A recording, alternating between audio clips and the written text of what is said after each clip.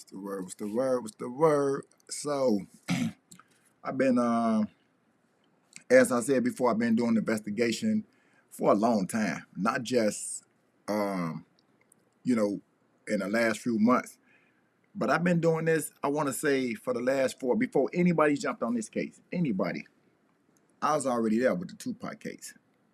Wasn't nobody doing it. I did this a while back. This before Keefe D was actually arrested. Wasn't nobody thinking about Tupac. Now everybody jumping on the bandwagon. So let me show you.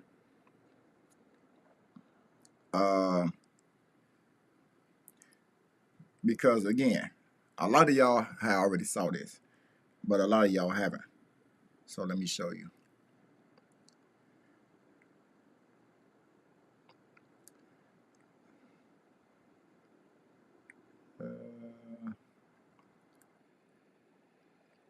Going to my little my phone just to show you. And now everybody's trying to come out like they the investigating.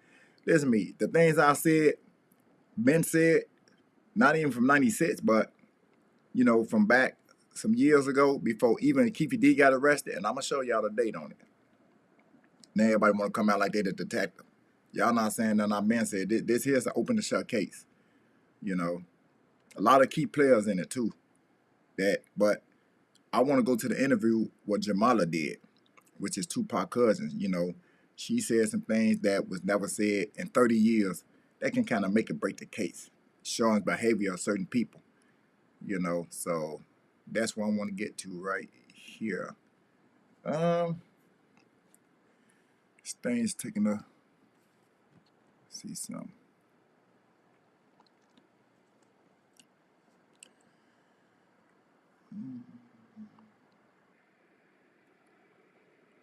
Give me 1 second. Alright, let's go up, son. Right. I think I did this right before I got up. Alright.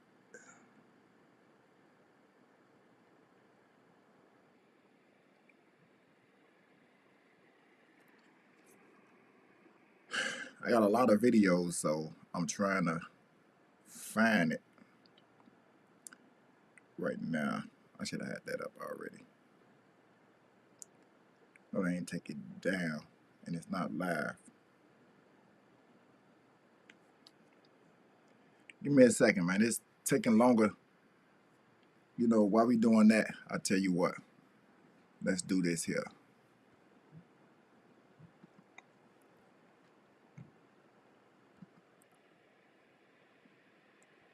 All zoomed up. What you want? Y'all just saying me. But don't smoke it without me. I'm not gonna take a couple pictures either.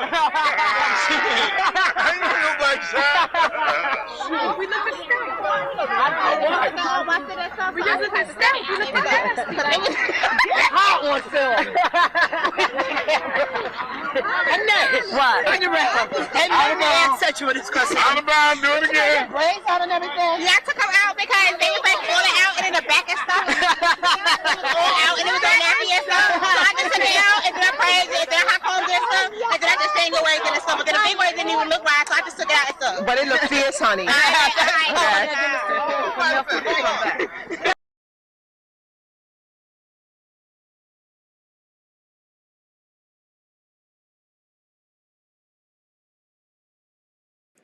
The girl who just talking with the orange, that's who's gonna be doing the interview.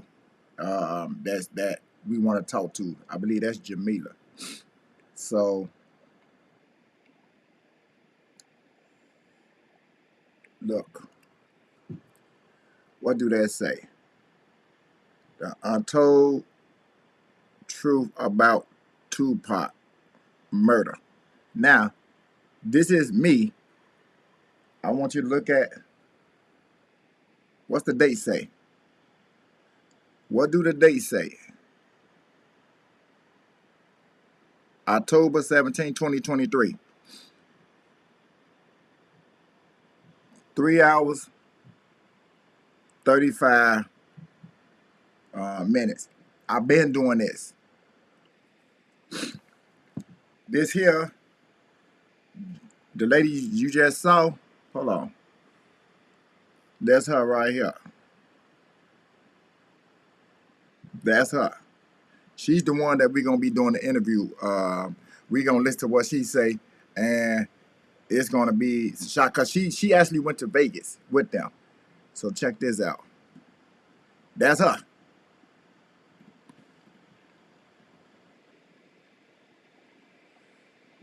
That hold on. I can't get this right. That's her. That's her. That's her. She Tupac stayed with her.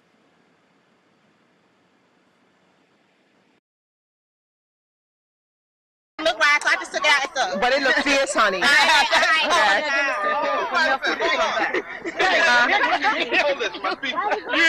Okay.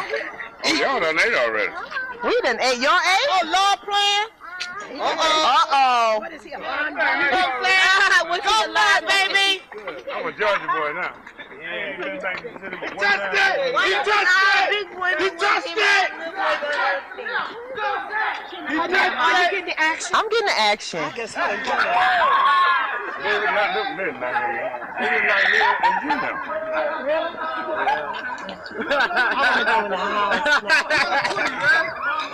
Tina! She up in the house. I don't know what now too. That was good. Y'all want to stop? I got 2 packs in here. Oh, one's for the thugs. Oh, you 'Cause right they get about me. that, because that's what, yeah. They get me, girl. You got that. She been around him a day.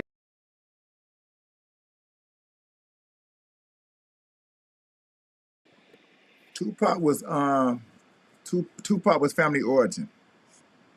He was family origin, you know, very. And you know, that's how, like I said, we used to party back in the 90s. Everybody's family to tape, say November 24th, 1994. So it's like Thanksgiving, you know. I have no idea. Man, you can't even tell where the people are. I don't really know. When you on the you announcing it just like The baby crying. what baby? When we on the just like man. When you on with the team? Nah, I was on the losing team. You lost? With the losers. Lauren. Lauren. Yeah. What this shit remind you of? Look in there. But this on the staff. Low battery. Low battery. Oh, 2 lives. Did you see 2 lives?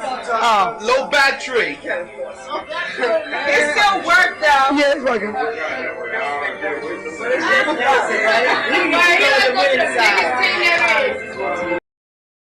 So who this up in here? What we got? We talking about what titty bar we going to. Okay, hold up. And, Yo, chillin'? man, we high. You're fucked up, right? Yeah, we don't have no choice but to be like that. Damn, y'all. What's up? I ain't seen you in a while. How's it going? Damn, man. Who is that? I know. I ain't seen you either. What up, Moo? This is my nigga right down here, right?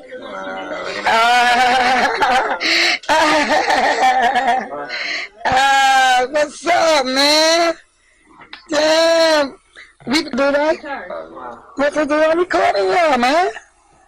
K-Dog getting called. Damn, Michael, how you feeling? You ate enough? You had enough to eat? Yeah, I'm real. You there? Who the hell is that? That covered up your face? Jack, come on. Y'all breaking out?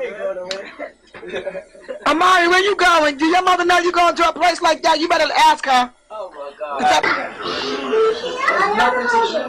Alright. Did you look on the floor and see a hot Pepsi that you can put ice in?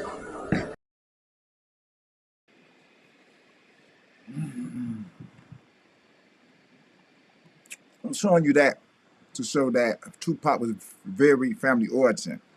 So a lot of things that his people gonna speak, you know, they was close. Them old, you know, families from back in the 70s, 80s, 90s, we was real close. Somewhere in the 2000s, we started to spread apart. But in the 90s, that's when you can just go live with your auntie or your grandma or your cousins. You know, that's kind of how when you go to your house it was always family there. It wasn't just no anybody hanging around. You almost sometimes you always had that one friend that hang out a lot. A lot of times you had that. But this is what I want to get into. 1 second.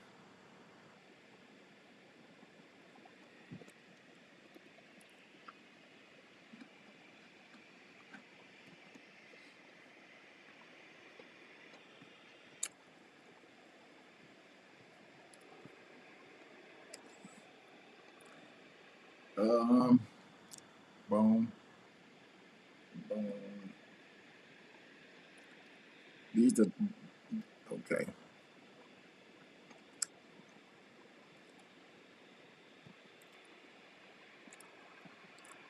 Now, Did you lose a lot of money sports betting on DraftKings or FanDuel?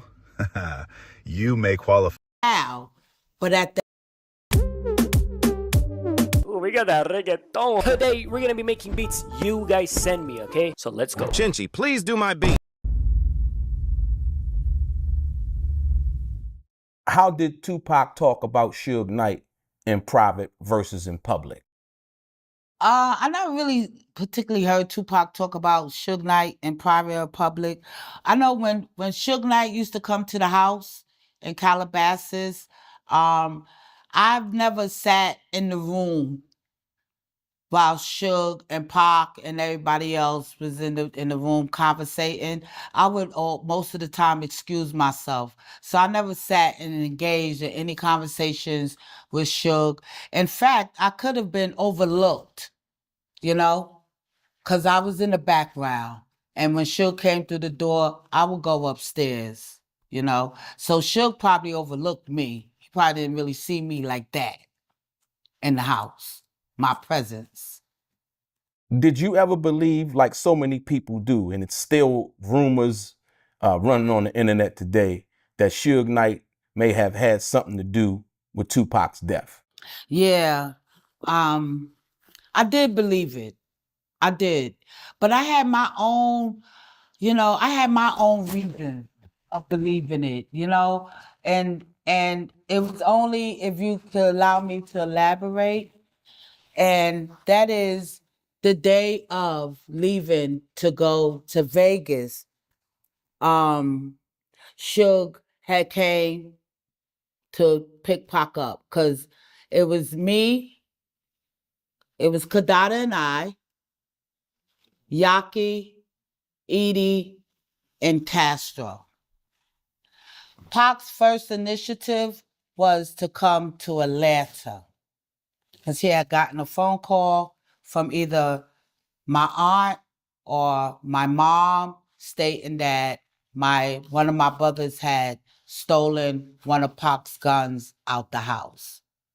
So at this time, it was a lot of my brothers, cousins, family members that was still, engaging in the same bull crap that's been taking place for years, repeating the same patterns, So it was a lot of us still going back and forth to jail, drug abusing and coming in and out of rehabs. So that pattern was continuing at that moment. And my brother, who is sober and a recovering addict right now, but at that time, he was getting high and he may have sold the gun out the house. But when Pac heard it, he was pissed off. He was tired of the fact that why we can't get our shit together, why we still going through this type of shit. You know what I mean? And he wanted to come to Atlanta to deal with that family situation. But Suge insisted that he deal with that family situation later, and let's continue to go to Vegas.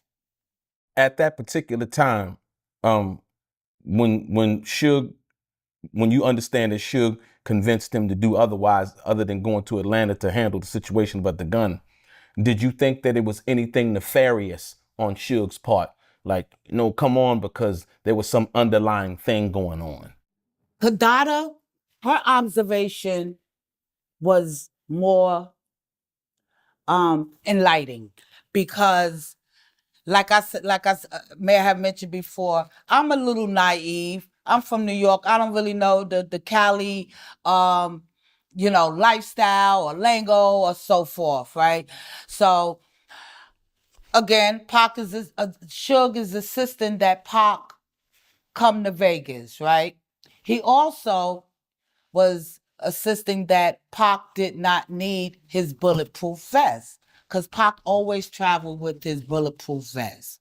So Sugar's like, nah, Pac, you don't need the bulletproof vest. You don't need none of that. I got you. I got you. So meanwhile, while Suge is outside in his car with his, at the time, 4-year-old daughter, Kadada and I is sitting on the stoop, or I should say in front of the house, waiting on Pac and the Outlaws to get themselves together.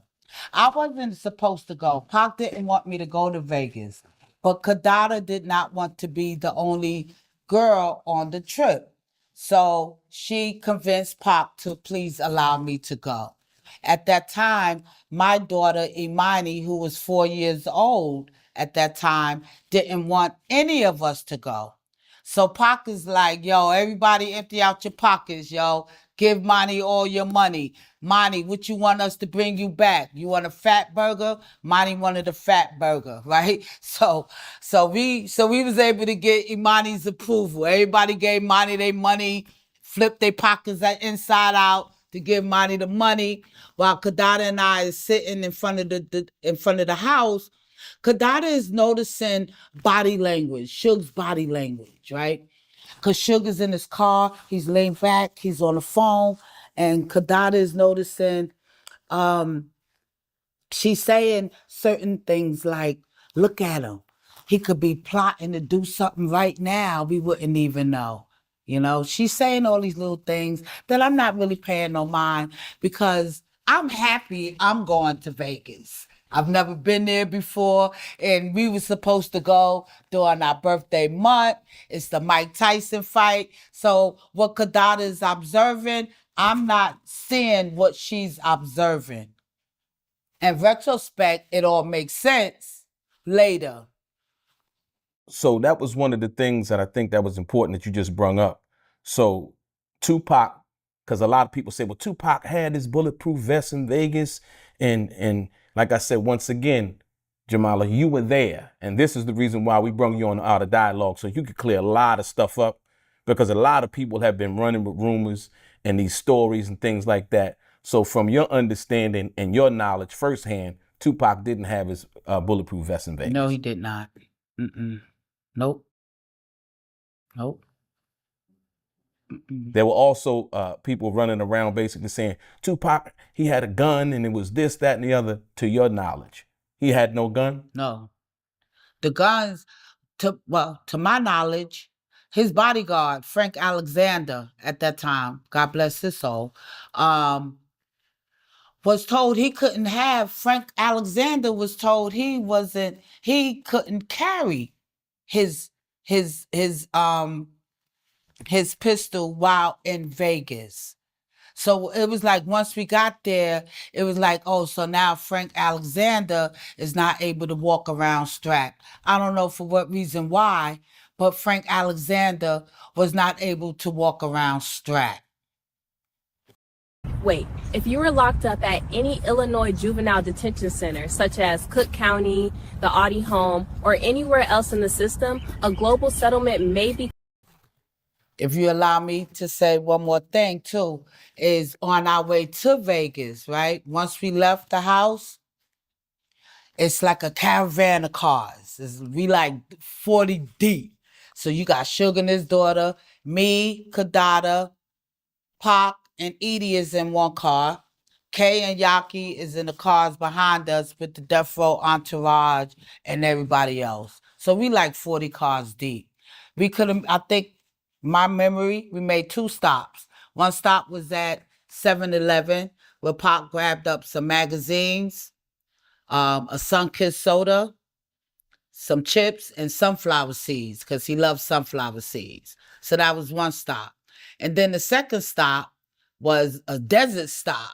It looked like some mafia Some Godfather shit. Cause we made a road stop. We pulled over on the desert and met up with David Kenner, who was the attorney for Death Row. Now that scenario looked kind of like, to me, you know. I'm trying to put pieces together, but I'm still naive. So let me ask you this. Because I've never heard that before. David Kenner was in Vegas? I don't know. Or this was a pit stop. This was a pit stop on the way to Vegas. It was a pit stop on a desert pit stop on the way to Vegas. Like you ever seen The Godfather and they made a trip, they made a desert stop on the Vegas just to share a secret code. It was something like that. That's interesting. See, once again, Jamala, I've never heard that. I've never heard that before. And so that's why I asked you, because I don't know whether he was or wasn't in Vegas, but this was on the way to Vegas. On the way to Vegas.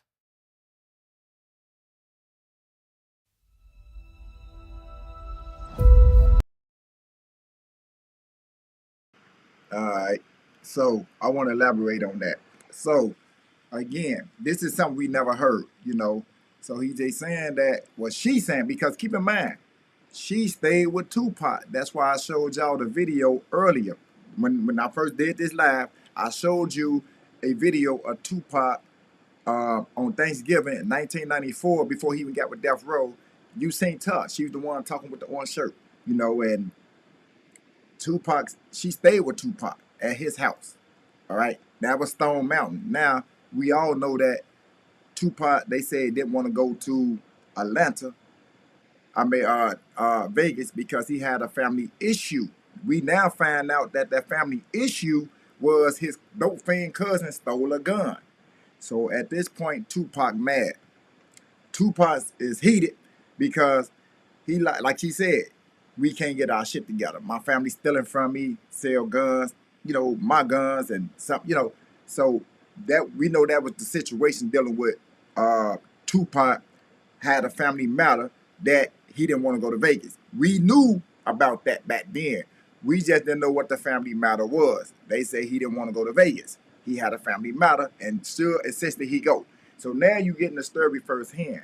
We know that the family issue was Tupac was mad because his cousin stole his guns. Now he wanted to go to Atlanta. The video that I showed y'all was him in Stone Mountain in Atlanta. So we know that correspond. It connects. Now she's saying that they made 2 stops.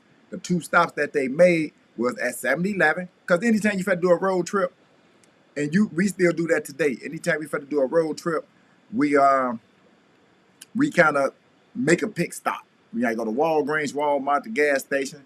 If you had to be on that road for 3-4 hours, we do that. We go get us some whatever. Some people get liquor, some people go get their weed, some people go get them some snacks, go get you something to drink or orange juice or whatever, and then you hit the road.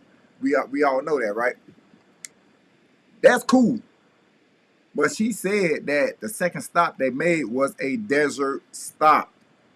You made a desert pit stop on the way to Vegas. First, Suge was on the phone. Suge Knight on the phone when they at the house. So he already, who you talking to on the phone? I mean, you can be talking to anybody, but I want everybody to understand this because this is something that y'all might not understand. During the time Pac went to Vegas, he already fired David Kenner. He was already fired. David Kenner's the lawyer. He was already fired. So he shouldn't have been nowhere. Everything should have been wrapped up by then. Pac already fired him. He was no longer part of, should have been Death Row. So why is Suge meeting with David Kenner in the desert? Why would you meet with a person in the desert? Anybody. You seen Casino with Robert De Niro and Joe Pesci? When they went to go, when every time they do something, they talk like this because they don't, people could read language as far as with, your mouth. When you meet in the desert, there's no cameras in the desert. There's no audio. That's why the mob meet in the desert. That's a LA thing. Las Vegas. That's what they do in Vegas. They met in the desert because we know there's no cameras around and no recording device. He met David Kenner in the desert. when David Kenner has been fired, when he fired Wright Security, which is Reggie Wright. Now, why did he fire them? It's two things that transpired. Number one, we know Pac was leaving Death Row. But after the Snoop thing happened, remember when Tupac and them went out to New York. Tupac and them went out to New York because something happened with Snoop trailer getting shot up. So they all shot out to New York to handle that. Now while they out there, Snoop go on the radio and say he ain't got no problem with Diddy and them, right? This what he do. He said, I don't have a problem with Diddy, them my homies. While they out there on nation business to handle that Diddy situation. You know what I mean? As far as the New York shooting up Snoop trailer. You understand? That was one thing that pissed Pac off. Remember, Snoop said he got on the airplane and he was scared. He had the knife and wasn't nobody rocking with him. That's the first thing. The second thing, the masters. Tupac tried to grab his masters and Death Row wouldn't release it. I'm gonna put the cart before the horse, but I want to get on that part right now. I'm gonna try to get on that part as far as dealing with the second part of this interview. And again, this is the art download footage, so let's get back to it.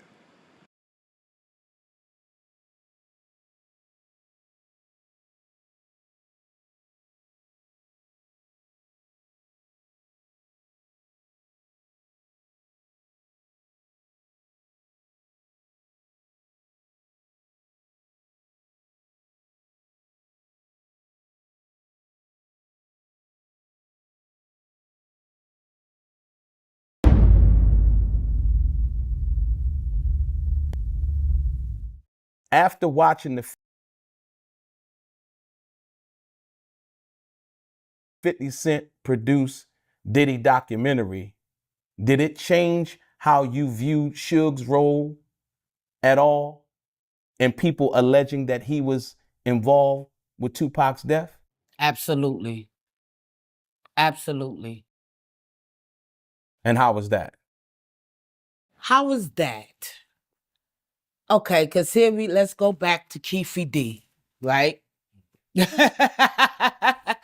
Let's go back to Keefy D, the brother I never heard of until after Pac died and he started opening up his mouth.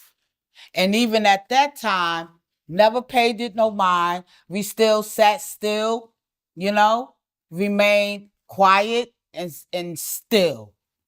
And let the rumors talk. Let everybody just run off at their mouth.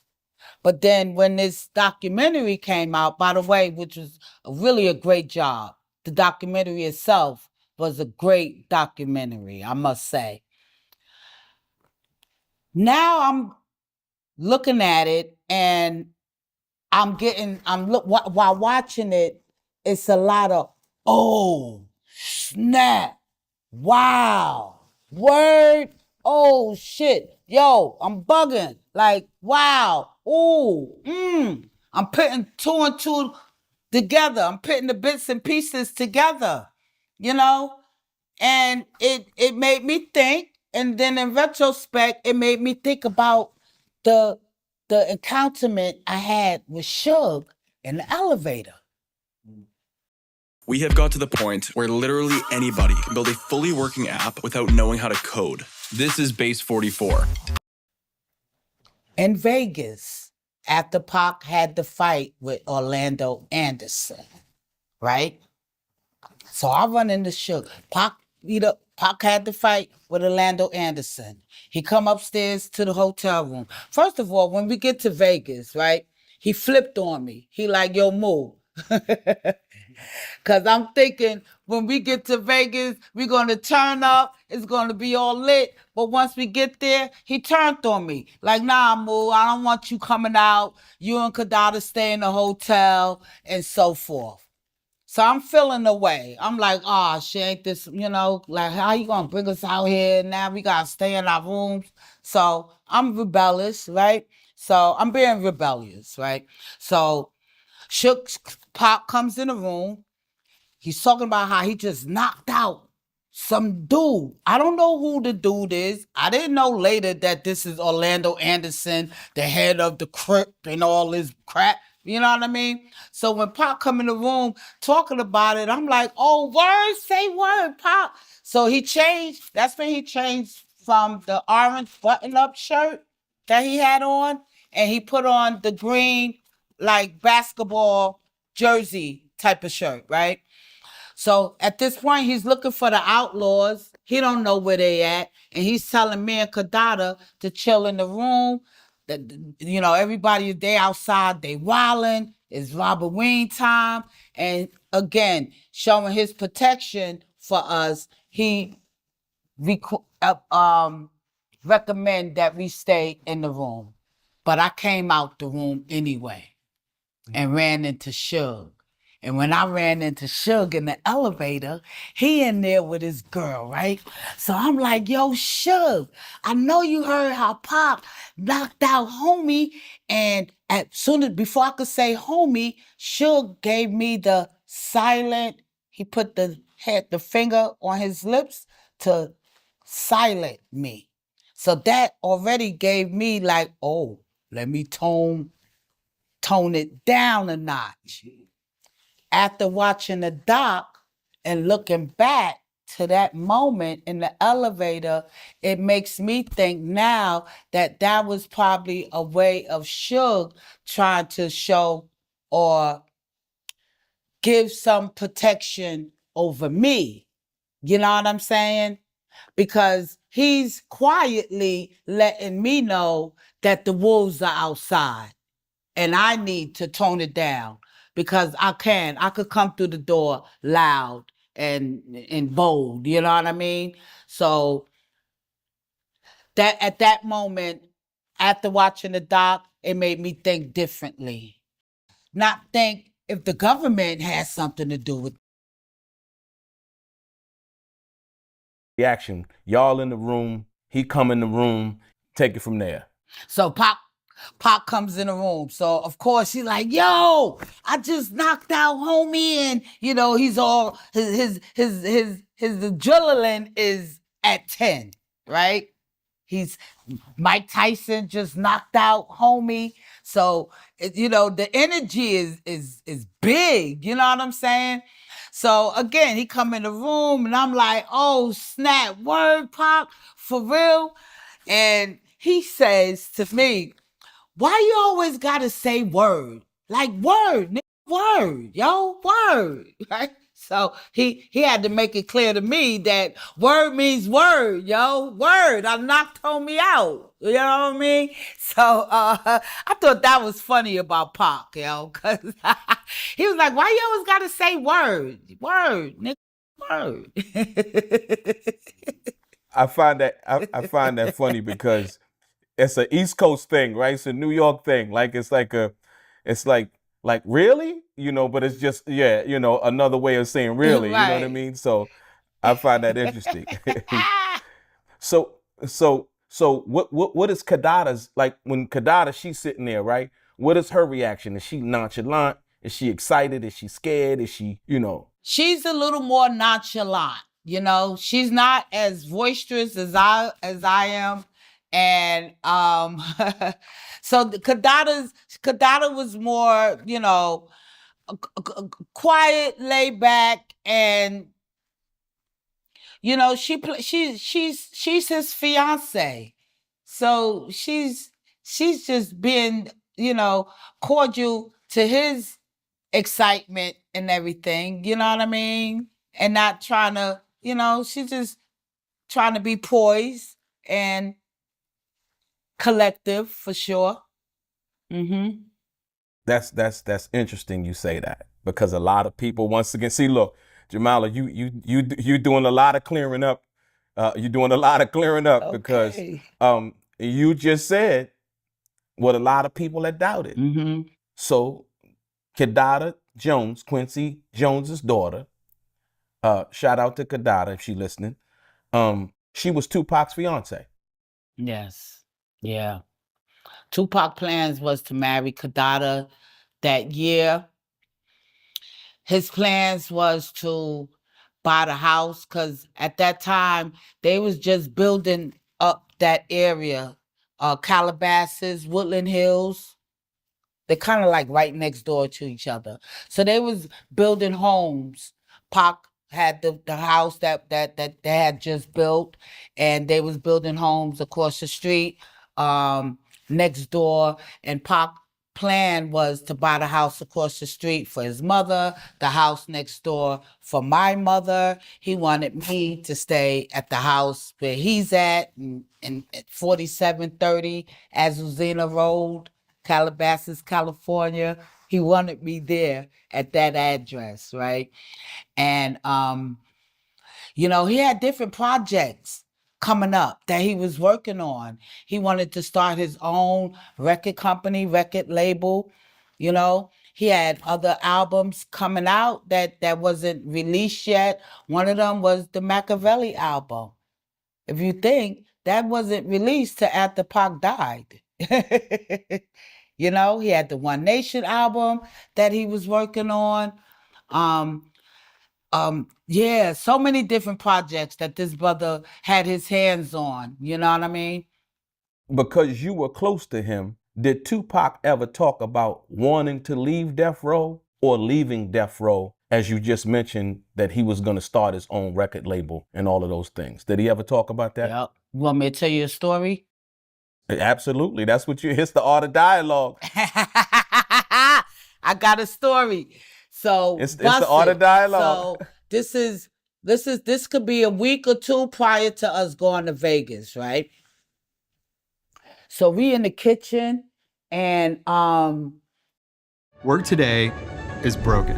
Every day, people juggle so many different tools just to get.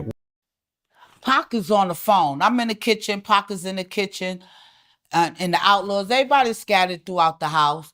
But Pac is on the phone. And this is what I seen with my own eyes. And Pac is going bananas, yo. He's wilding out. He's cussing out Death Row. Whoever, he didn't say, he just on the phone with somebody from Death Row camp. And he's going bananas. And all I hear him saying and screaming out is his masters, his masters.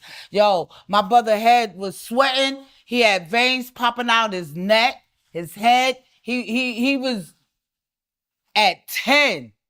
And at that moment, I was scared. You know why? Because I thought that death was coming to the house to knock us all out. You know what I mean? Because again, we're in California. We're around amongst people that we're not quite understanding their culture, their gang lifestyle and stuff. You know what I mean? Again, we're New Yorkers. I certainly don't understand it. So I was a little afraid, I must admit, and I thought that death was coming to the house to knock us all out, straight up. And so when you see Tupac on the phone, had you ever seen him like that before? No, not like that. Nope. Not like where his veins is popping out his neck and out his bald head. No. Not that angry. And that's what scared me, because of the anger, the rage that he was pouring out. You know what I mean? And it was like I was just standing there stiff. I didn't even want to walk past him while he's on the phone. It's like, let me just stand here until he get off the phone, because he was, like I said, he was at 10 and he was pissed off. And one of the main things that he was talking about was his masters. Straight up. So basically, Tupac was talking about wanting his masters and getting his masters. And you said about a week, 2 weeks, that's consistent with what Yasmin talked about. Because Yasmin talked about the fact that when Tupac wanted to get his music and they were on the set of a movie and they wouldn't give him to him. And that's when he fired David Kenner and all of the other things because they wouldn't give. So that is consistent. Your firsthand view of what you saw is consistent with what Yasmin said, and Tupac was going to leave death row.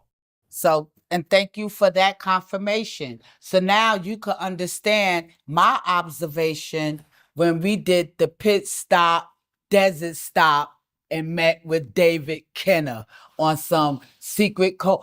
And not Tupac met with David Kenner, Suge did. Suge got out the car to meet with David Kenner on that desert stop. Okay? Wow. I think that's interesting. And you know why? Because at this particular time, unbeknownst to the world, and we know now that David Kenner was fired because y'all are going to Vegas, and this is September what, 6th? This is September 7th, the day of the fight. The day of the fight. Okay. So at that particular time, when you said that that happened, then David Kenner was in all actuality fired and should have by then, all accounts, received the facts that Yasmin released. Yasmin released the facts showing that David Kenner was fired. Yep. This is groundbreaking. Okay. This is groundbreaking because no, in putting those two together, nobody ever knew that. Nobody ever knew about the pit stop. In regards to that, didn't really know about the situation with Tupac talking on the phone. So I thank you for the clarification. And also Yasmin, when she released the facts, basically proving that Tupac was upset about the masters and began to fire the people that he didn't want around or in his environment anymore. Yeah. I appreciate that. It's so easy to become a positive.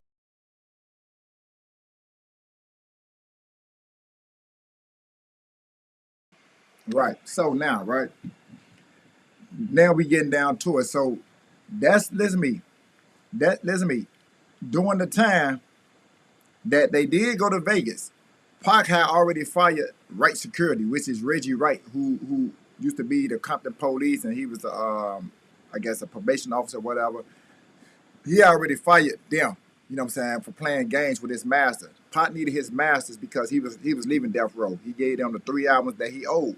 He gave them the All Eyes on Me, the double album, and he also gave them the 7 Day Theory. With Hail Mary, come to me. Machiavelli wasn't released. He was gonna take the Machiavelli, and that was he gonna put that on his record label. Keep in mind, the Outlaws said that they want to sign with Death Row, right? And this come from the Napoleon and Castro. This is from the Outlaw they self. He say that they want to sign with Death Row because Pac was on Death Row. What did Pac tell him? He say, no, don't sign with Death Row. I'm gonna put you on my record label. So he didn't even want the Outlaws to sign with Death Row. And we already seen him and the Outlaws was close. When I showed the video earlier, there at his crib, and like she said, the Outlaws, they hung together all the time. That was gonna be his artist that he was gonna sign. So all the music Pac was making a lot of music. Remember, when he died, they say he had over 100 and something unreleased tracks. All you gotta do is take 10 of them songs, put a beat with it, and push it out. That's why people back then was like, Pac gotta still be alive because he coming out with music. But prior to that, they saying you could be in the car riding with Pac, and what he'll do, he'll start writing shit down, come to his head. And you know what I'm saying? Like he just kept writing, and he had shit put up. You know what I'm saying? So, that's how he got all the unreleased music that after his death. Now, a lot of that stuff, remember, at Death Row, he was making it master inside the studio. So I want to be clear. The masters that she's talking about, she's not talking about All Eyes on Me. She's not talking about the 7 Day Theory. Remember, Pac already said it in the interview that, that's the 3 albums that he owed Suge for bailing him out of jail for the $1.5 million. So he's not talking about the All Eyes on Me. He's not talking about the 7 Day Theory. That's Death Row. He owed that to them. He can't get them masters. He owed that to him, paying his bill. But the Machiavelli, To the End of Time, the One Nations, all them other unreleased songs, the Stand at My Mirror Through the Rear View, you know what I'm saying, Until the End of Time, and, all them songs, that's just what Pac was trying to get. he had already hit that in the studio. You know, Pop stayed in the studio. They say, man, Pop been in the studio 10, 12 hours a day. And all he doing, he making songs, and, you know, that's what he was trying to get. That's what Death Row wasn't releasing. And so after the Snoop, and as she said, he on the phone with that. And again, other people already said this years ago before. Actually, it should be on my documentary that I did in 2023, 3 years ago. It should be on that. But like I said, I've been covering this case. But again, that's really what pushed him out the way. Now, keep in mind, he know how they already did Dre. When Dre came to Death Row, and Dre, they did the Chronic, and then they did the Snoop, and Dre ended up leaving with nothing, and he had to start the aftermath with Eminem and 50 Cent. Potter's aware of this, so he know how they play shady, right? Then what happened with Snoop? When Snoop had to get up out of there, Master P bought Snoop out. You know what I'm talking about? They made some type of deal because Suge was trying to get on some gangster shit with Master P. Master P like, I'm from New Orleans, bro. We gonna do it. We gonna do it. The New Orleans boys killers. I don't know if y'all know them New Orleans boys, the Nickelodeon project. They don't play games. Ain't no tough talk with them. You have to bring it. So Suge kind of understood that. Like, y'all want to do it, we gonna do it like this. So they made a deal to where Master P bought Snoop. That's why he came on the Down for My Niggas. Down for My Niggas. You know what I'm saying? That's when he jumped on that. You know what I'm saying? He was No Limit at that time. But that was just a play to get him from under Death Row. Because Snoop ain't did nothing else with him. He did, he did maybe an album or two with him, and he was out the way. But that's something to where he just wanted to get out of that to go to No Limit. Now he under P. So that's why he, when he bought Death Row, that's why he doing, a lot of shady shit now towards Suge, but that's another story. I'm just bringing y'all up to the narrative, you know what I mean? So, Pop wasn't planning on staying, and as she said, he was planning on leaving Death Row, and Suge knew this. Now, Suge don't have no artists at this point. Snoop is already faded out, you know what I'm saying? The Crips versus the Blood inside the Death Row camp, the Outlaws was fed to fight with the Dog Pound. All this is documented. I showed a video to where when they was doing the, what's that last video Pop did with Snoop? The gangster party. When they did the gangster party, you look that up on the internet. The way Snoop was looking. Let me see. You can see the way he wasn't fucking with Pac then. You know what I'm saying? This is, way before. This is the last album that. Let me see. Let me show you.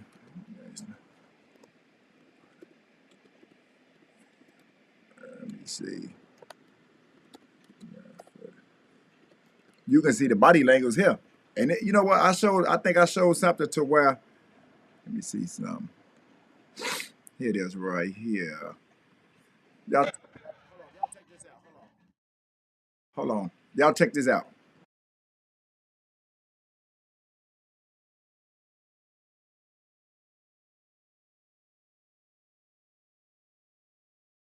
Behind. Okay. That's at the very end of the video. Right? Very end of the song. And they just take off. Okay, you want the bad detective? Yeah. Okay, cool. So we're gonna have to give him a mark to be on one of those side streets, right? Like, because we pay him off, don't we? No, he gave Snoop. He's crooked. We pays full of money to get his friend. Yeah, okay. That's cool. So we could even have him drive him, just get out without them running. Yeah, he can come over and kiss his fan. Do we have? Are we cuffed? No, you're cuffed. They freed you up. No, that's an idea. He can uncuff you. Because your homeboys already freed you guys out of this. These two are dead. They're getting you out, so they're gonna open you up by the way. So what are my homeboys doing? They just did the hit. They just made the hit of stopping the guy. We shot them already, talking on the thing while the truck is turning the corner. Okay, so the deal now is we're gonna do something in here. So the deal is the explosion has happened. These two guys are dead, and your homeboys are freeing you. So by the time you come out, you need to have the handcuffs. So forget the detective. The car should pull up, should be the homies, it should be a van. Right. They should jump out, they should give us bags. I mean, they don't have to see it on the camera, but passports, money, shit like that to me and Snoop to get out. If they did that, because they should pull up and do the last part of us getting out. Okay. Nobody's gonna see the whole shooting and all that. That's not in the No one sees that. So we gotta see that they at least, come on, let's go, and we jumping.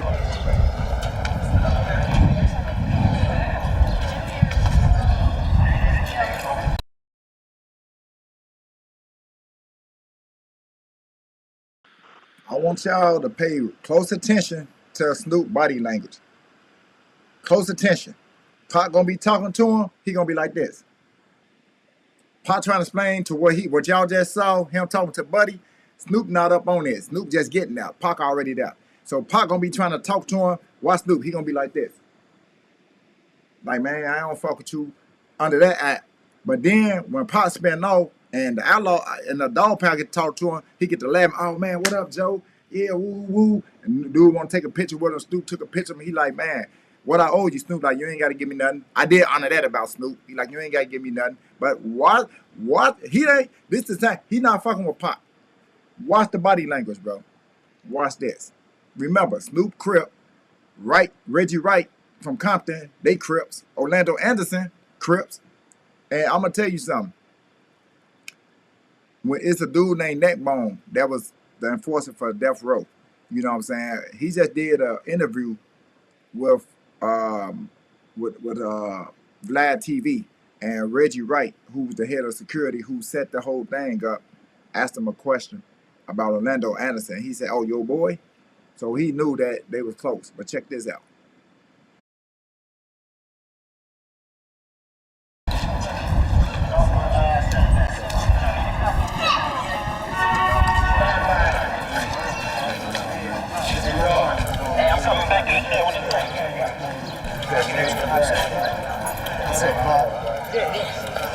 Right here is the part. Right here, we was in the paddy wagon. We're gonna get a performance of it. Shit just crashed. We just got out of court. When we leave court, the shit just crashed. We jump out. It's gonna be police laying down in blood right here. Police laying down in blood right here. The homies just did that. Daz, Nate, Sight, and Bogart. That's who they see. And that's who they see coming out the car. You don't see them shooting or nothing. That's done. Only thing you see is them standing. Like, the first part you see is just us. You just see us doing the performance part. Then after we finish the performance, at the end of the at the end of our lyrics for Gangsta Party, when it's just going over, like, yeah, West Coast, that's when the car pull up. They all get out the car. Where's he at? Jumping in the car. They got all the money, the drinks, champagne, all that shit. Like, yeah, the homies out. The police is all laying down there. So that's what we're gonna do. What's up, Daryl? Man, sorry to hear about your loss, man. You know, niggas hurt. Yeah, we'll get you another one. I heard you got a couple more though. Wow. Huh? Wow. The chain you get about 20 minutes. Ooh. Hey, that's if you're gonna lose that camera, you put that on a steady cam for you. Wow, what can we do right now? Well, we could do the shot. It's set up for the shot. The exit that goes over there, and then we can go back and do performance. Performance could be walking this way. Why we can't do that? Why we can't do this exact setup, just performance? Well, that camera is useless for performance because it's too far away. We won't get shit. We won't see you doing anything. We want that one to do the slow motion shit. We can do that. Let me see. Because the performance don't start till after like 8 bars. Brotherhood. That's just 5.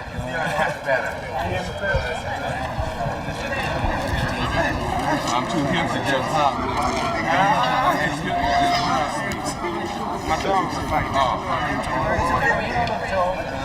Let me get a picture with my dog people. Come on in, nigga. You know you got a good dog. I'm gonna give you a discount because I'm gonna fix that motherfucker for you. Hey, I'm so happy you love me. No, that's my boy. That's a bad motherfucker. No, I just talking about you bad motherfucker. But he just need to be fixed up. He gotta give me another. You see how hard it's going. Okay. First, man. Fuck y'all. You gotta get my props on. It's gonna take 30 minutes. Joe Brown, Slade, that's it.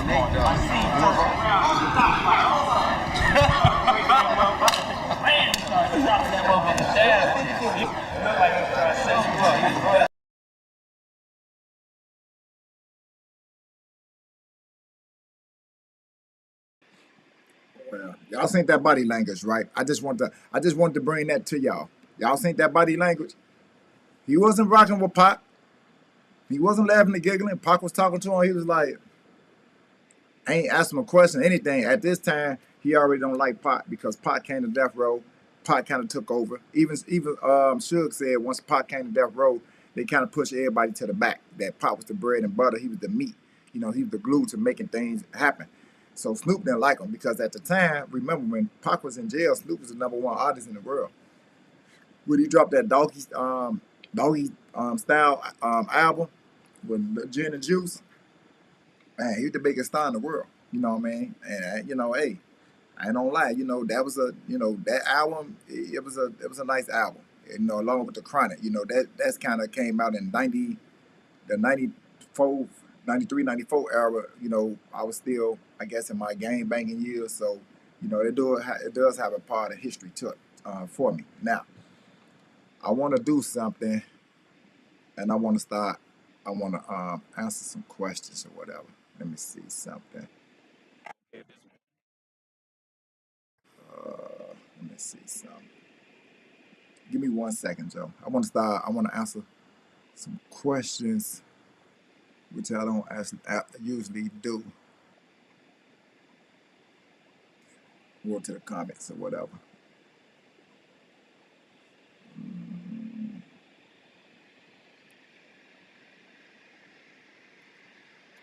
Comments.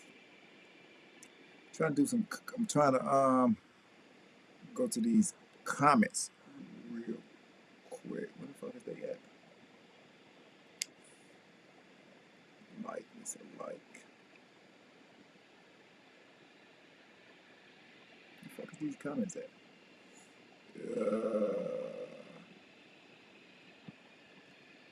Trying to answer some of these comments on this. What's the name?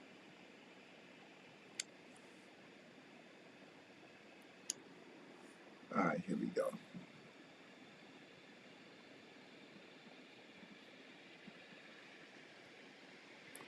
Let's get into some of these comments real quick. Then I'm gonna log off.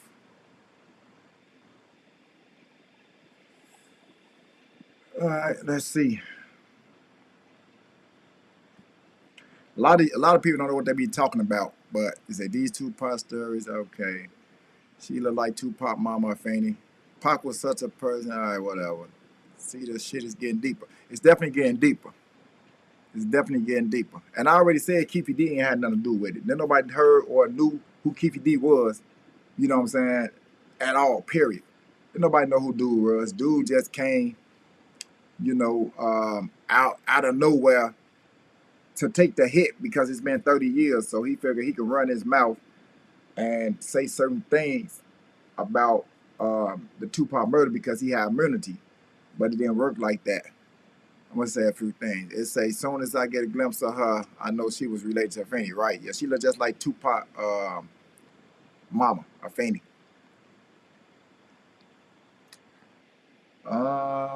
Pac know he was being taken advantage of by Death Row and Interscope. Of course, Pac knew he was being taken advantage of. Of course that. You say Tupac didn't want the Outlaws, Best Guy, Sebo, and Storm to sign with Death Row because he wanted to sign to Machiavelli Records. Suge Knight and Tupac deal was Death Row was going to distribute Machiavelli. Tupac deal was that Death Row was going to distribute. I don't think that. I know Tupac said when he did that video and he said we're gonna do Death Row East, Pac wasn't trying to fuck with Death Row. Pac wanted nothing to do with Death Row. Nothing. Remember, they had to sue Death Row because everything that Pac had was being charged to him. The cars that he drove, the house, man, they say Pac was broke. And that's why his mama, Afeni, went to go sue Death Row after Pac died. And she got awarded all that money. You know what I'm saying? Pac was getting robbed. You know what I'm saying? You'll pull up and give him the key to a BMW. That was through the Death Row. You know what I'm saying? It was leased through, just like if you work at a enterprise or a car dealership, they give you a company car to drive. When you stop working for that company, that car go back. Come on, man, y'all know this shit, bro. But no, so you wrong about that. But yeah, he was gonna start the Outlaws with his own record label, but it wasn't gonna be distributed through Death Row. Keep in mind, who was Pac dating? He was dating Kadada. Who was Kadada daddy? Quincy Jones. So Quincy Jones is is you know, we know he behind a Michael Jackson Thriller. We know Quincy Jones, he's a producer. He was gonna help Pop start his own record label. He didn't need Death Row. He was on Mary Cadata. You understand? That's Quincy Jones' daughter. So he don't need Death Row to distribute his music. He don't. You know what I'm saying? He can get his own record label through Quincy Jones. I heard that was, you know, where he was kind of going that direction. We need Cadata to step up so she can give us a lot of insight. Ain't nobody heard from Cadata. That's who we need to, you know, step forward. He wasn't on death row, so why would he want to take his masters and that BS they was trying to do? That's correct. Listen to me, when Pot did his last video, I forgot what the last video, but they showed him burning a death row matchbook. He was burning it like I'm dead. Now, keep in mind, he used to have the death row chain on. He stopped wearing the death row chain. He started wearing, I think, the euthanasia chain. Euthanasia, something like that. The chain with the big old circle. You know what I'm saying? That when he had the gold, what's the name though, shirt, and then he would turn to green jersey. He wasn't messing with Death Row like that. He wasn't representing Death Row after he gave them the 7 Day Theory album. He was trying to leave. Then they started saying, even when you watch the movie, saying, well, you can't leave. You owe this, you owe that, you owe this, you owe that. Now there's a lot of bullshit starting to play behind closed doors that, you know, people not hearing about. Let me see. All of the cars, houses, apartments, and suites lease that Suge Knight gave to his Death Row artists, the Death Row artists by the next year will want that year in that brand new car. Suge Knight. A lot of people don't know what they talking about. They was young. They wasn't born during this time, or they was too young. Yeah, they posted his bill. Shit was like 4 million, wasn't it? Either way, it was $1,090,000. He knew that. He knew what was up. That's why he was in a rush to finish those 7 hours. It was only 3 albums. What are you talking about 7 hours? This is how you know people don't know what they talking about. He owed 3 albums. That's why he did the All Eyes on Me double album. That's 2. Then he did the 7 Day Theory. That's the 3rd album. After that album, he was ready to go. That's why he hurry up and rushed that shit up. He didn't want to be there like that. Okay, you bailed me out. Good looking. You know what I'm saying? I'm going to give you 3 albums and I'm gone. But Death Row wasn't having it. You know what I'm saying? They wasn't having it. He signed a contract like any other music artist, professional athlete. Okay. Tupac, whatever. The way they described Tupac rage at the feeling of being exploited, I felt that.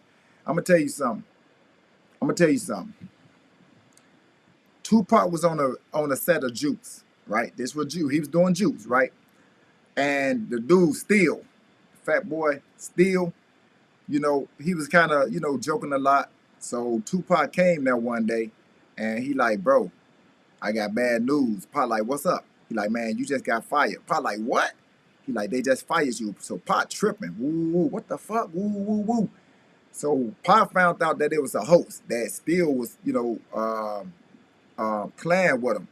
And it was a LOL. Nah, you look at you scared, but Pac didn't take that funny. You know, they got into a fist fight. They say Pac put hands on him. You see how he did the Hughes brothers, you know what I'm saying? Pac was a dude that was real serious about his work. I want to take you back before Death Row. Pac was real serious about his work. He didn't play games at all. You understand what I'm saying? Pac didn't play games concerning excuse me, concerning his artistry. You know what I'm saying? His poetry. You know what I'm saying? Like, he was a very serious person about the things that you know, he was trying to accomplish. So when Steel played that, you know, prank on him, he ended up putting hands on Steel. You know what I'm saying? That's something a lot of y'all don't know about. You know, I'm just giving you an insight of how serious he was about his business. So keep in mind, moving forward, you released all this music that's supposed to be yours. You're supposed to be taking with you your bag, you know, and Death Row telling you you can't come up there and get your masters. You know what I'm saying? Because he want to get his masters. At this point, he's trying to ask it.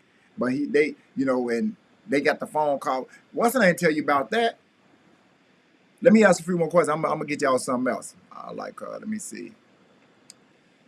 I had lived. There's no way he would have stayed in death row. How he lived. Of course, he wasn't gonna stay with death row. Everybody know that. I know to talk a lot and loud. That's real New York energy, bro. Get MC Hammer on your show and interview him. He know how smart Tupac was, and nobody asked him. You know what? That's good. Let's get MC Hammer out there. Remember MC Hammer? They say he was a real Oakland goon. That's who you need, MC Hammer. I like that. Get MC Hammer on there.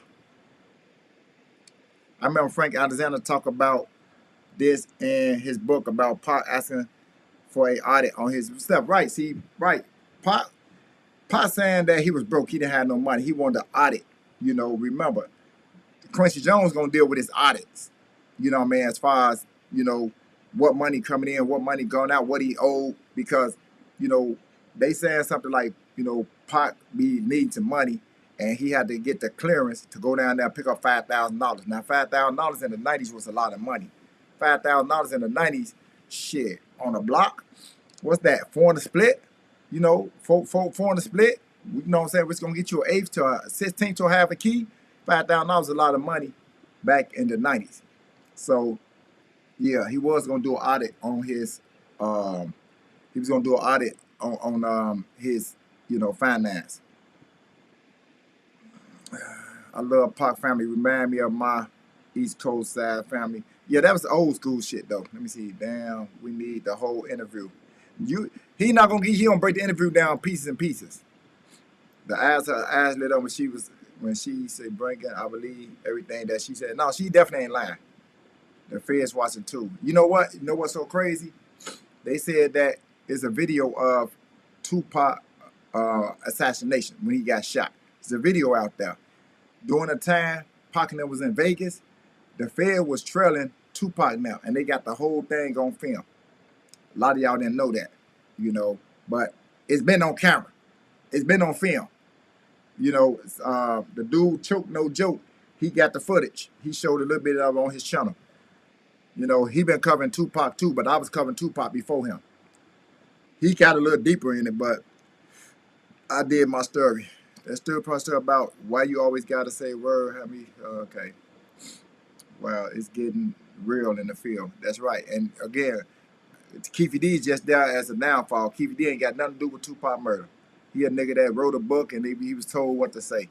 Keefe D has zero to do with Tupac. Orlando Anderson, zero to do with Tupac murder. That came from inside death row. During the time Pac was assassinated back in 96, not 2025 or 24, when you got all these internet dudes who wasn't even born. During that time, when Tupac was assassinated, everybody had their eyes pointed towards death row. Everybody. Wasn't no Biggie, wasn't no Puff Daddy. That shit came later with the Keefe D. Orlando name was out there, but according to Michael Moore and Frank Alexander, nah, that came within the death row count. Now, let me show y'all. Let me get y'all some Michael Moore.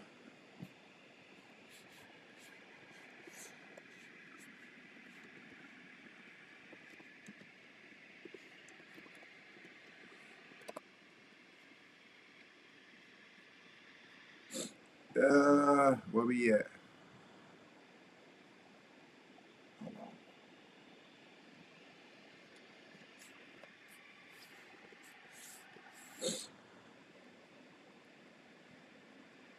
on. Can we get some out of? I know I had it on my channel.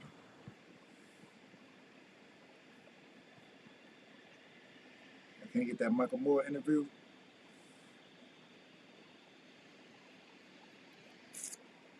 I know I got it on my channel. This it right here. See, this is the interview I want to do with the Michael Moore, but I want the whole interview.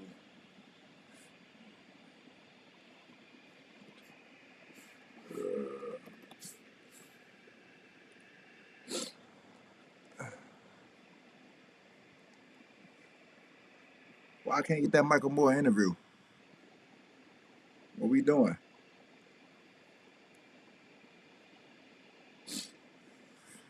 Let's get into this one first, y'all. Let's go with Frank Alexander. Let's see.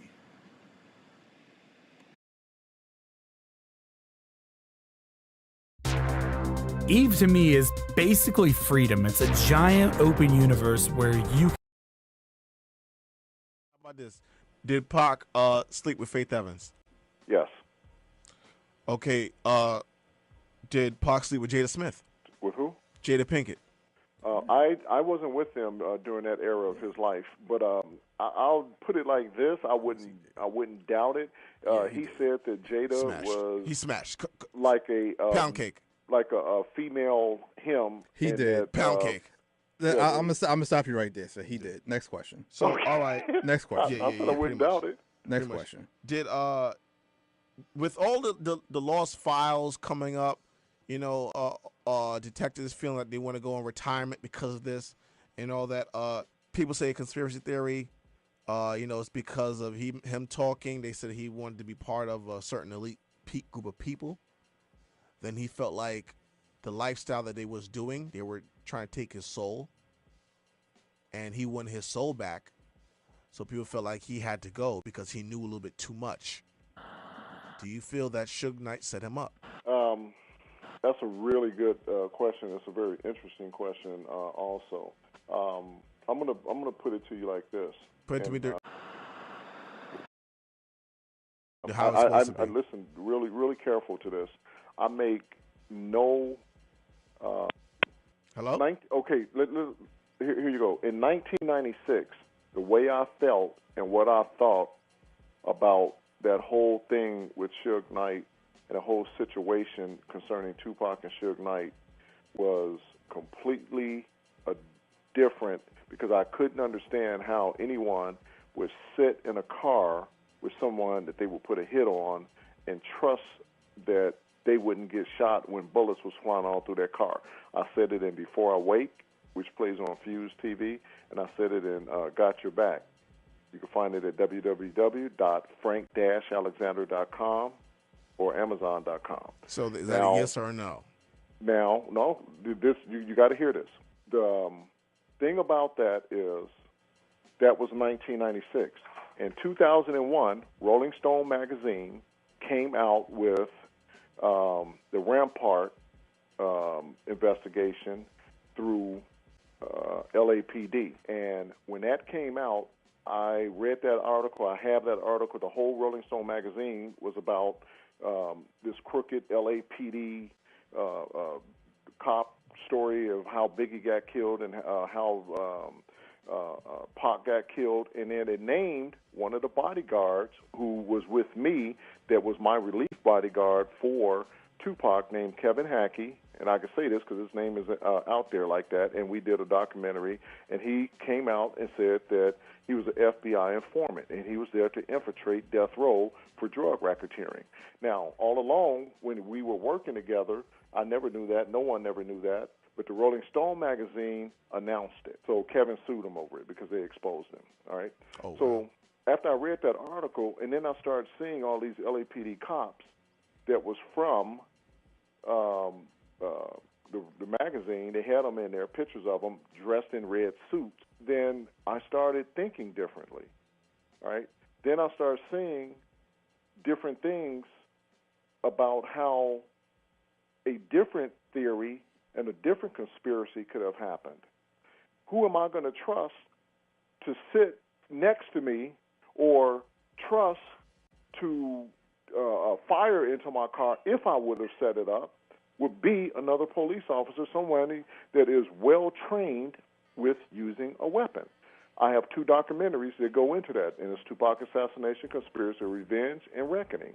And I talk about those theories, and I talk about that. And my whole thought process completely changed from 1996 to 2001 after I read that article. Then I started digging and digging and digging and looking for dirt. When I started kicking rocks and rocks started turning over, my partner and I, we started finding dirt. And then other things started coming up. So my whole theory on Tupac's murder did a 360. So let me ask this last question. Absolutely, to answer your question, absolutely. Somebody set him up. Now, the conclusion recently, within the last week or two, the last 2 weeks, 3 weeks, The FBI released a 349-page document saying that in their findings that Suge Knight and Reggie Wright orchestrated and put a hit on both of them, Notorious B.I.G. and Tupac Shakur. That was the FBI's findings after they released their findings and decided to close the case on that murder investigation for them too. Now, that's what they wanted to do. The FBI did that. And the only reason why they can't bring anyone to trial is because they had 17 informants, and all of them said no, they wouldn't testify. So if you don't have no one to testify to the facts, you don't have a case, and the DA is not going to take it.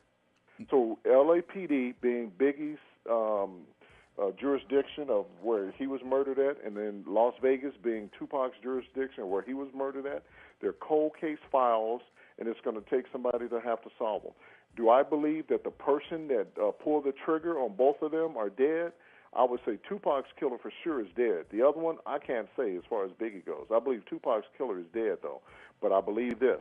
It was definitely set up. No, both of them. It was set up.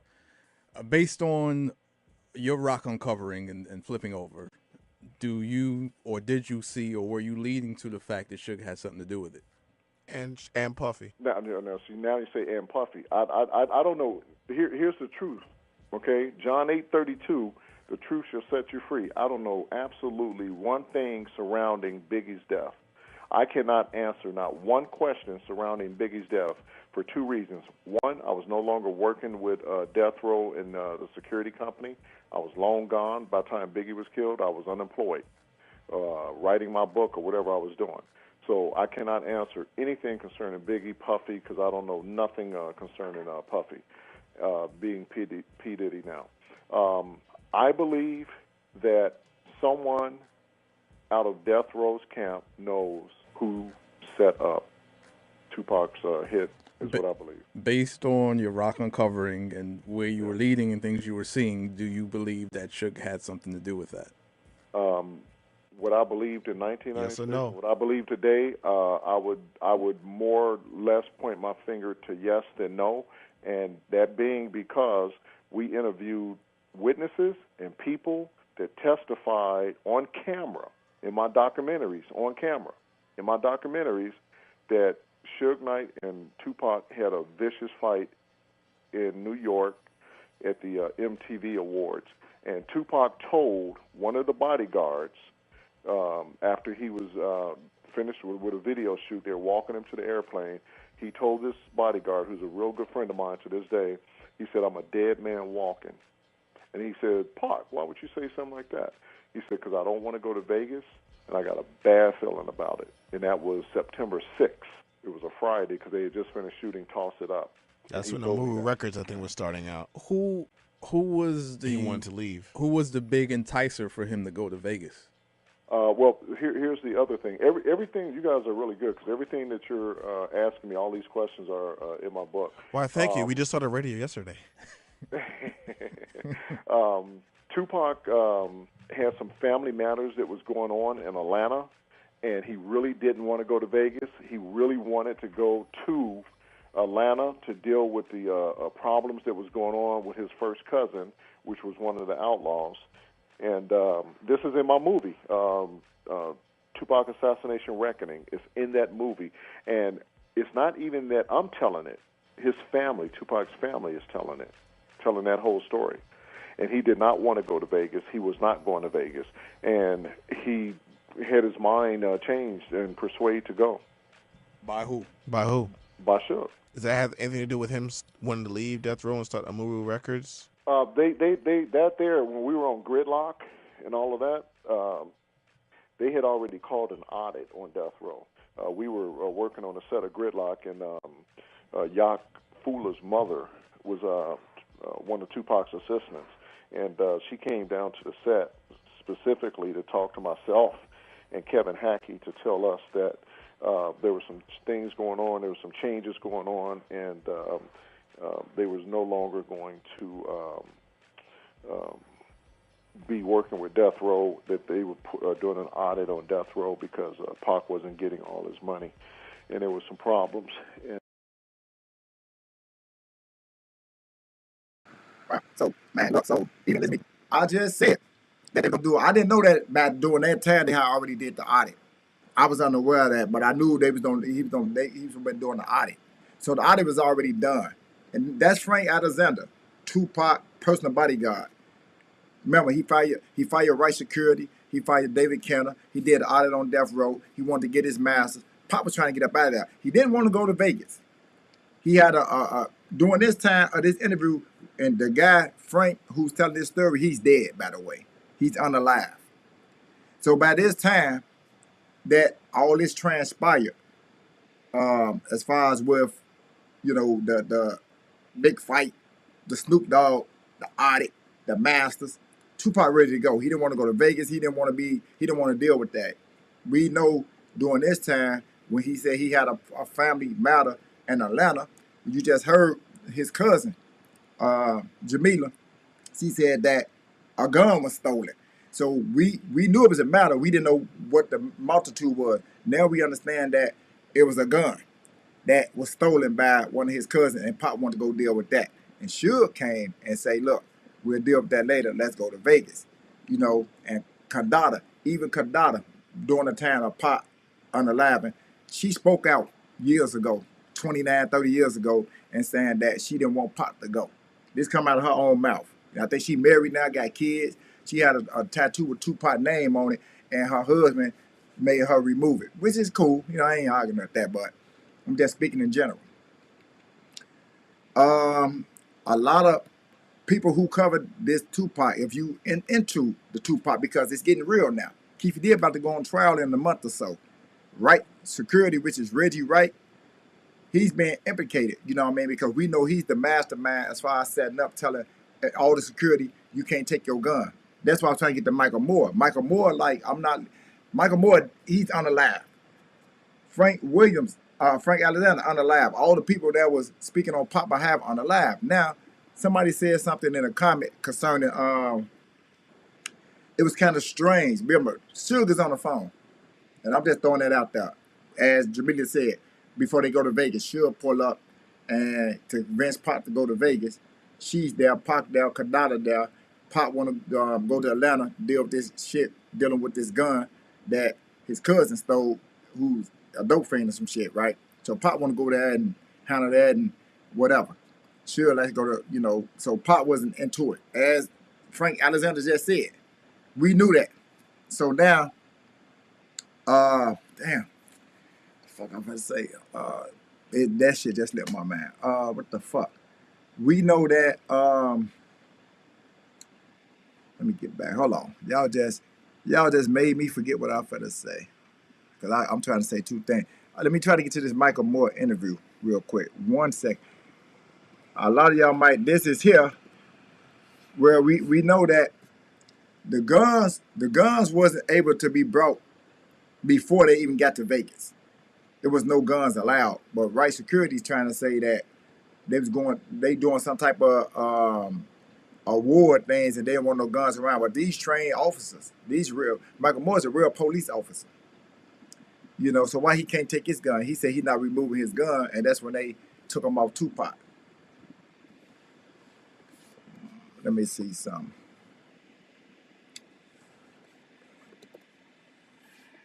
Let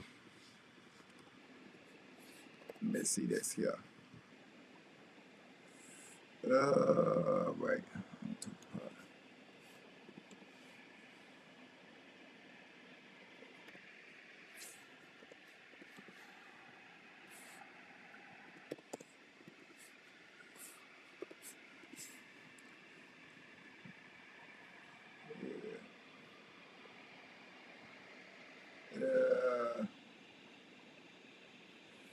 Let's see where we at with it.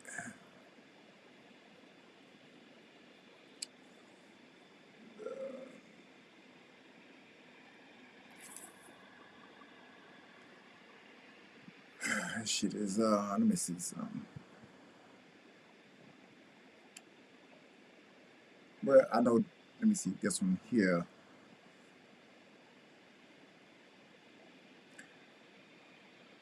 Let me try to get y'all in real quick. Hold on. I didn't want to really get to that interview. That interview was real.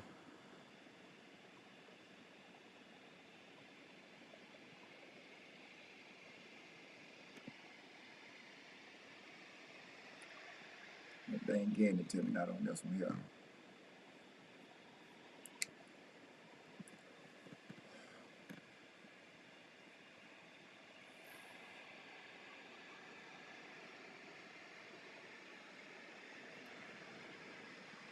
He kind of had one of the best interviews, but we just, is this? Let me see.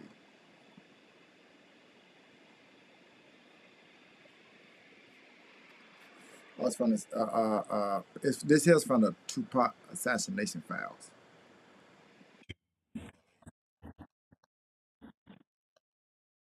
Because he was like uneasy about going. He said he didn't want it to go. Because he had told us that he was not going there with his words, them sellout niggas. He didn't want to go to Vegas. I don't even think he wanted to do the video. The last thing he said to me prior to leaving was, he's not going to be in Vegas. I don't have to worry about him showing up.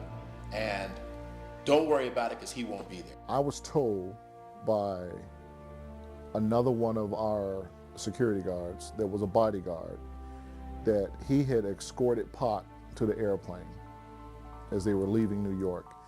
And Tupac told him, specifically told him, that he was a dead man walking.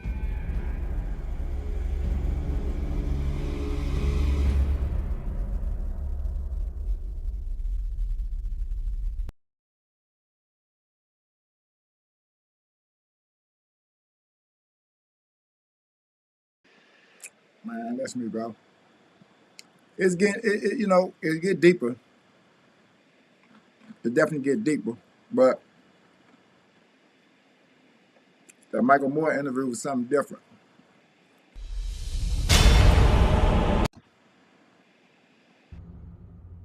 We have CSI today, Cold Case, NCSI, all of these crime scene investigation television shows that are on.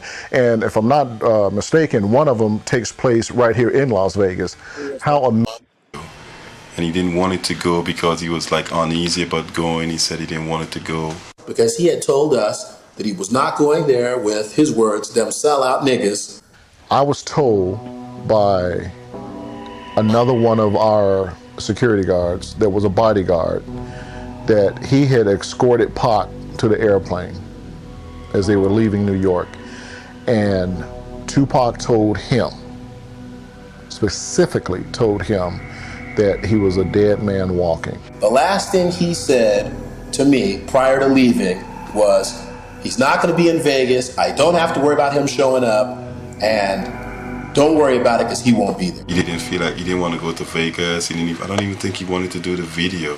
I think Tupac wanted to leave, and I don't think Death Row wanted him to go.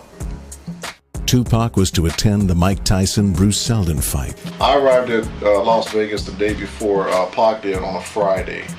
That to get rid of any firearms, because as the hitter, as the shooter, as the planner, you're protecting yourself. It was a special meeting. He was called in to be at his office on a Saturday to meet with all of us. Why would I leave my weapons in a vehicle or in the hotel room and I'm personally guarding Pac in one of the most hottest places to be? And what that's going to make it is a bodyguarding incident where you would be, only thing you would have on you is your person. And Michael Moore made the, biggest, hoorah about the weapons. I informed Reggie that I wasn't taking my weapon off for no one. My gun did not belong to Right Way. It was my personal gun, and I was going to carry it, and that's what I did. Metropolitan Police in Las Vegas were on Suge Knight's payroll that night, moonlighting. And I would think that those guys who were hired by Suge and were with him that night would have been interviewed by the police. But I mean, maybe they know something. Everyone at the Lex store, I'm gonna go drop you off, go meet up with him. So he dropped me off. I saw Pac and all of the outlaws. I went over, hugged him, greeted him and everything. And Pac said, "Hey, Big Frank, how was your vacation, man?" I was like, "It's cool, man, you know. So he had been gambling. He was actually shooting craps at the Lexor. We had a dinner meeting, make that a lunch meeting, and thank God it's Fridays, I believe, in Las Vegas prior to the fight starting, and I was told that I'd be taken off Tupac's security. You put Tupac at risk when you remove one bodyguard and say, hey Frank, you handle him. So for most of the day, all this went on, and Tupac did not have a clue that's what we were doing. I was a little upset that I was taken off of him, and I got into a little argument with Reggie Wright at lunch over it. He said, Mike, I'm putting Frank back on him, and I'm taking you back off. And I said, Reggie, that part doesn't make sense. Why not leave me and Frank on Tupac? And he said, Michael Moore, do what you're told. I'm gonna put you at Club 662, and you're gonna handle the security along with Al Giddens at the club. And, you know, Pac is Pac. He said, hey, let's go. And we go, where are we going? He goes, we're gonna go over to the MGM. And I'm like, well, are we gonna get a cab or how are we gonna get over there? He goes, no, we're gonna walk over there. It's plenty of times he was alone without a off of him earlier that. And they were all gone. During our conversation on the way back from the MGM Grand, I explained to Tupac that Mr. Wright was taking me off of him earlier that day. And I walked him all the way to his room. So I'm walking all over the MGM looking for him before I could even realize he isn't even in the building. And I explained he's a real impatient person. I walked him to his room, and my understanding was he was supposed to wait there till other security got to him. I get back over to the Lexor, and I'm looking all around for him. I'm on his phone, calling, trying to find him, and Pac walks up behind me. I'm like, Pac, where you been, man? I'm looking all over for you guys over at the MGM. He's like, oh, we walked back over here. I was ready to go. So I went to my room, and that was actually the last. I didn't have no knowledge he was downstairs in the lobby until Frank Alexander called me and said, hey, Mike, why is Tupac down here? And I even believe on the phone, I explained to Frank, even then, I am not on Tupac. I kept trying to say that the only person that was assigned to Tupac at that time was Frank Alexander. We had an issue with our clothes. Me and Frank had on short pants that day. We needed to change our clothes to get into the right clothes for the fight.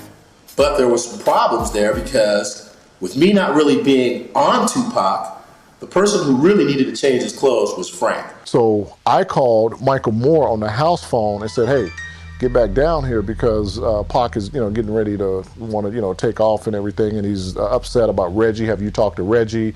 So we let Frank go change his clothes while I waited. Then Frank changed his clothes, came back and picked up on Pac, and then I went back to my room. To this day, I believe that Tupac was under the impression that I was going to be going to the MGM Grand with him. But that wasn't the case. When I went to my room, I knew in my heart I wasn't coming back because I had been instructed to go to Club 662, and that's what I did. He got a little upset because now that I think back on it, he said he's paying for this shit and that he is telling us where we're going. I remember him saying that real loud that day in the lobby, that I'm paying for you, you go where I say go. And then I said, Frank, you need to make a phone call to Reggie. And Pac said, Michael, come over to the MGM and meet us over there. Tupac even called Reggie and had Frank get in touch with Reggie to find out where Michael Moore was at. So the problem was festering, and I knew something wasn't right. So when I went to my hotel room, I told Tim Williams, something is not right here, Tim. What we have to do is find out what's going on. So I said, let me go downstairs and I'll change clothes and I'll work with Tupac until Reggie says something. Tim said, Mike, don't do it. He goes, you're gonna piss Reggie off, don't do it. I go, Tim, Frank's gonna need some help. He said, don't do it. Just get dressed and go to the club. I think Frank had no idea that I received them 4 phone calls prior to Tupac getting killed.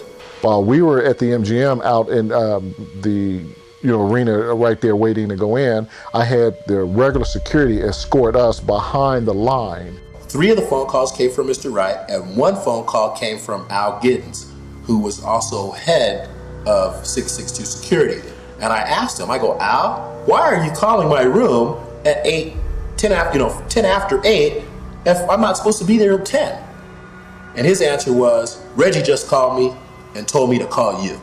I said, well, don't call me no more. And then after that, all my phone calls came directly from Mr. Wright. You know, people saw Pac, they were, Tupac, that's Tupac, you know, and we're waiting for Michael Moore to show up. At that point in time, I had lost all communication with Michael Moore. I didn't know whether he was coming, what was going on, or anything. I think there was a reason for that. And I think the reason was making sure that no one carried a weapon. Pac was real antsy.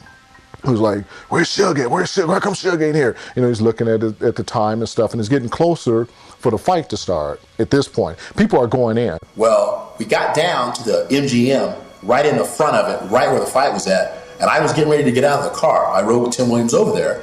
He goes, Mike, what are you doing? I said, Tim, I should just get out. Because if Reggie yells at me and I'm covering Tupac, how bad can that be? Well, at the last second, I decided to just stay in the car. I went to Club 662. Tupac and Alexander are alone in a crowd with no radio or weapon. I think this needs to be let out. To me, that's the beginning of our downfall. Suge got there with a couple of people that was with him, whoever it was that had the tickets, and we went in to the fight right as the national anthem was playing. Tupac was to attend the Mike Tyson-Bruce Seldon fight, Vegas's 22nd highest earning fight of all time. The Tyson fight ended in 109 seconds. Tyson won by a knockout. Hearing something over the radio, well, he would have heard it over Reggie's radio because he wouldn't have had a radio that night. Right before me and Mr. Wright got in the vehicle to go get to the hospital, someone else came on the radio and said, hey, don't say nothing over the radio. That communication, however obtained, either through search warrant or otherwise, needs to be gathered. It works directly for Mr. Knight. Michael Moore, the night that Tupac was shot, after being taken off of Tupac with me, went back over to Club 662. Maybe the police should have concentrated more on death row, the Nextel phone bills, and other things that could have helped them investigate it more in depth. I would definitely look more at death row than I would look at Mr. Anderson, and that's from what I've gathered when I was at New York, what I heard Pac tell Suge Knight, and what I heard over that radio that night after the shots were fired. They got word that Tupac and Suge had been shot. So Michael was with Reggie and they went to the hospital together. And Michael talks about hearing the MGM. If Trayvon's statement was to be believed by Brennan's affidavit, enough to justify the documentation of it, did Trayvon actually see Anderson in the car? The only way for Trayvon to have known that fact would have been to see the face of the shooter. So why? Piss Reggie off, don't do it. I go, Tim, Frank's gonna need some help. He said, don't do it. Just get dressed and go to the club. I think Frank's life. It also plays towards setting up the final alibi. And turn lane, or to the left of the entourage. Obviously, there was talk about 4 young ladies in a car that were talked to. Again, they were evasive. They didn't want to say anything much.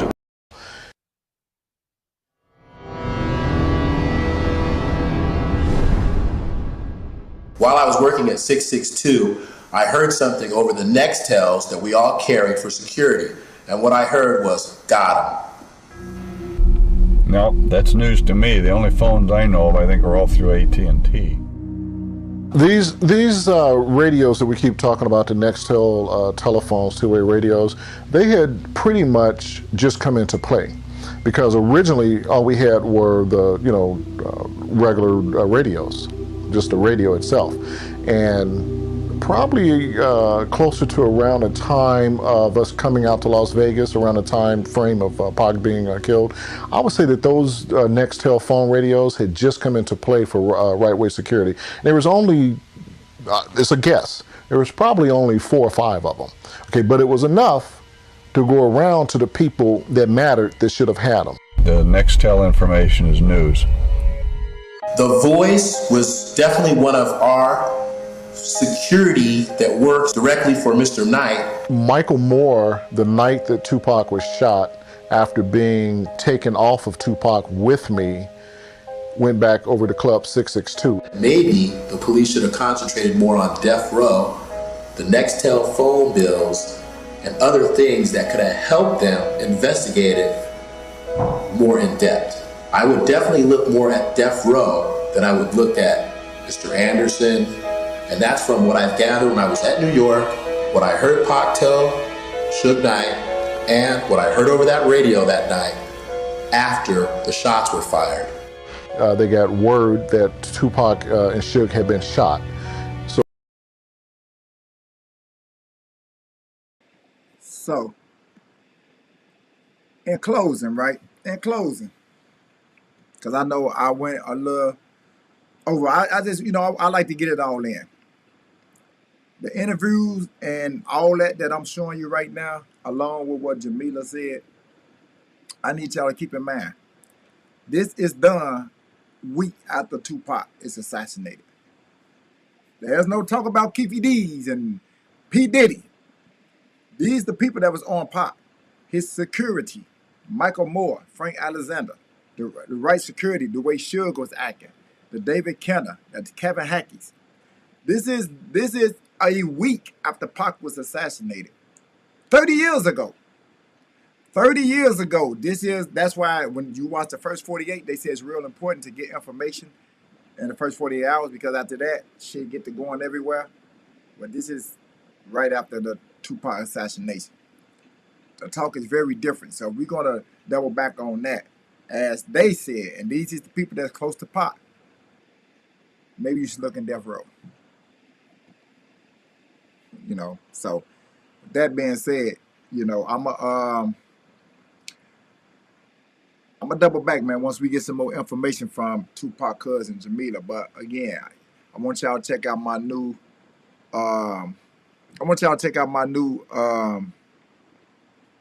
what is that? I want y'all to check out my new, this ain't it. You know what? Let me see something. Let me give y'all a little more of it real quick before I log out. Let me see something. Yeah.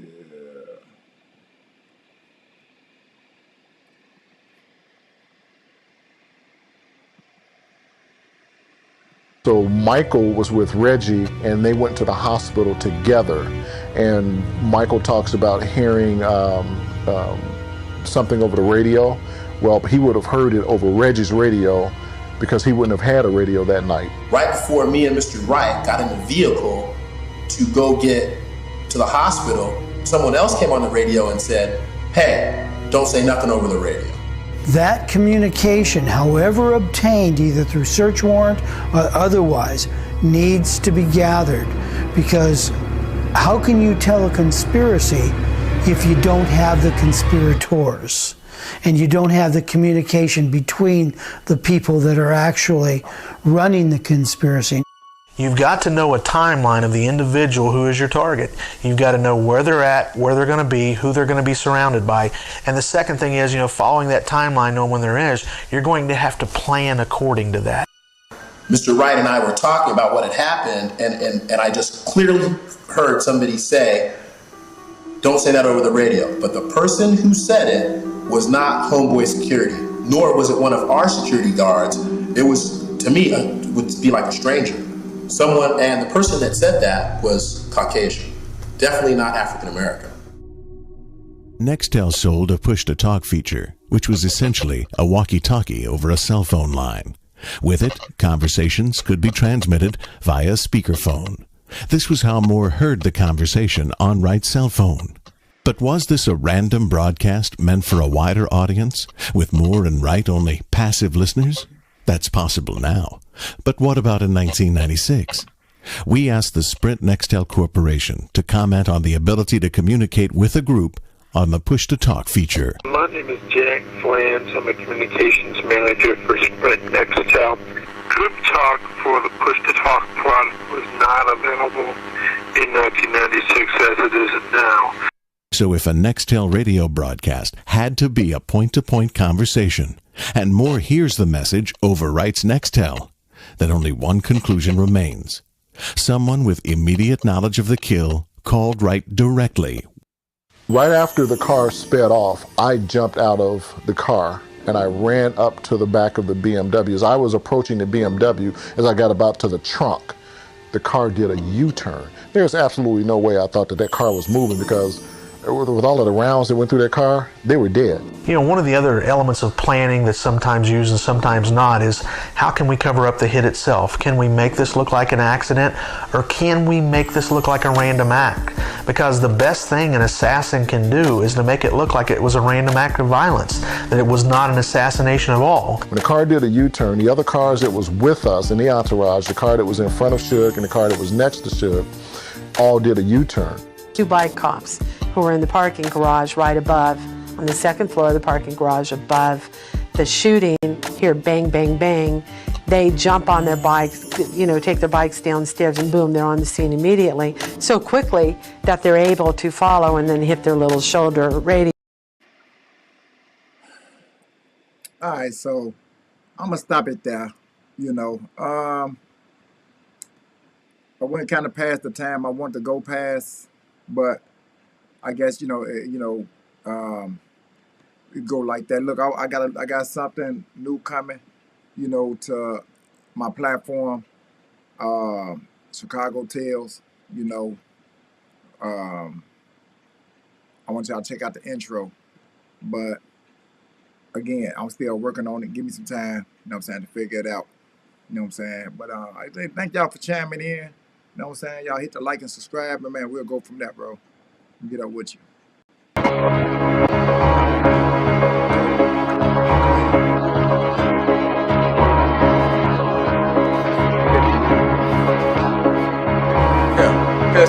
Time, what you cooking up? New guns and shootout. We at your mama house talking like you crazy. We gon' blow you down, nigga wanna talk that shit. We gon' clear out the crowd talking like you gangsta. But here when it's now, nigga, where your blick at? We took it to the town, breaking like a Kit Kat.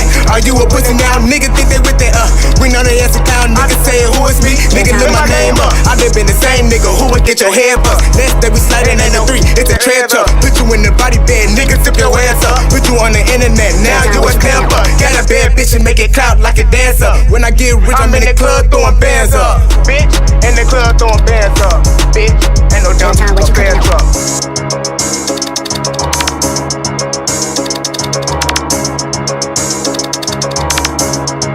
Drill time, what you cooking up?